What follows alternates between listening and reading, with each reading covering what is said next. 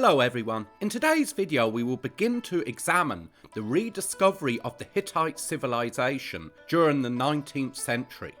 Before the 19th century, the people and civilization we now know as the Hittites could only be found in one place, the Old Testament. For close to 3 millennia, the Hittite people and civilization had been almost totally forgotten by history, except in a few brief mentions in the Bible. This led many to wrongly conclude that such a people and empire never existed, and that the Hittites were simply a myth created by the authors of the Bible. However, this conclusion began to be challenged and would eventually begin to change during the course of the 19th century.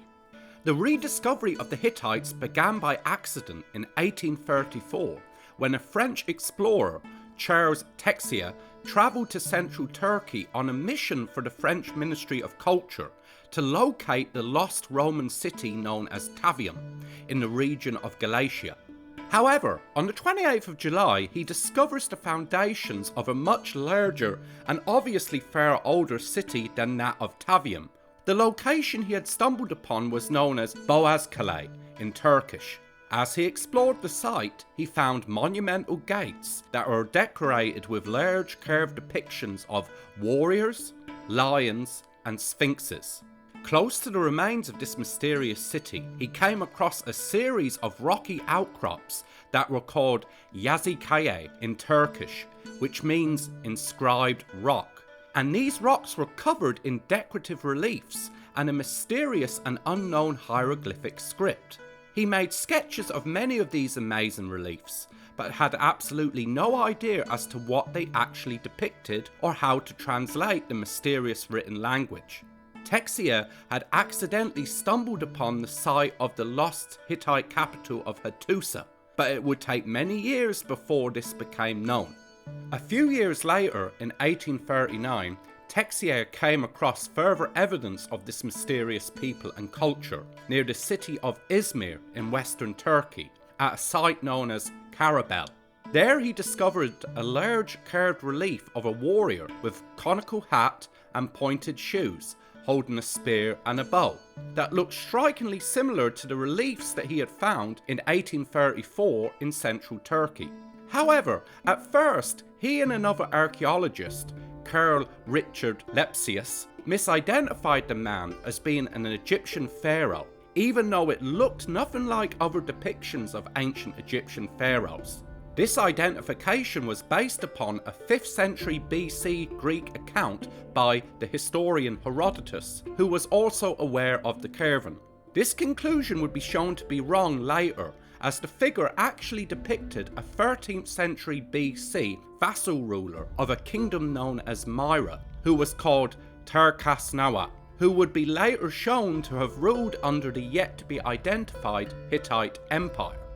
In other places during the 19th century, other pieces of evidence concerning the existence of the Hittites were also coming to light, based upon the decipherment of ancient written languages such as Egyptian hieroglyphics and cuneiform.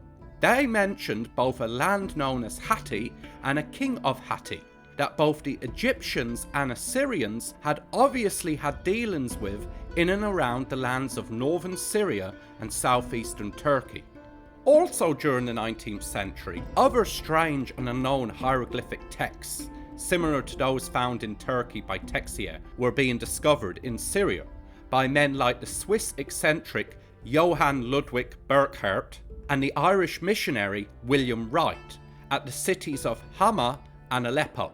Over time, more and more of these inscriptions were being found. It was becoming increasingly clear that this mysterious written language had once been very widespread and implied a common source had created them, though nobody yet knew who had created them and when.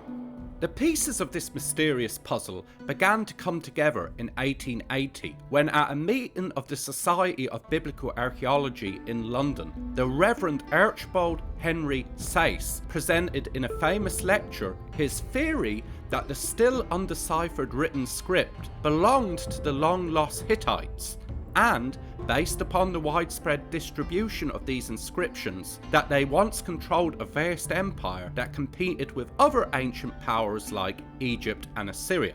In fact, William Wright had already made this claim 2 years earlier in a little known article which went basically unnoticed.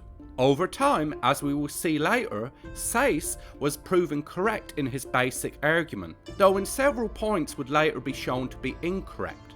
For instance, as we will see later, the Hittites did not actually call themselves Hittites. That was a name that was given to them. The mysterious hieroglyphic script that they used was actually adopted by the Hittites from another Anatolian culture. Their main capital was located in central Anatolia, not Syria, and their empire dated back as far as the 17th century BC, and not just to the Iron Age. Even though Sayce was proven wrong on these points, his lecture is considered the starting point for the rediscovery of the people we now know as the Hittites. In 1884, the previously mentioned William Wright then published his famous book, The Empire of the Hittites, and with that, the academic field of hittitology had well and truly begun. Next time we will see how the language of the Hittites was deciphered, though until next time, thank you for watching. If you enjoyed this video, please don't forget to leave a like, comment and subscribe for more new videos every Friday.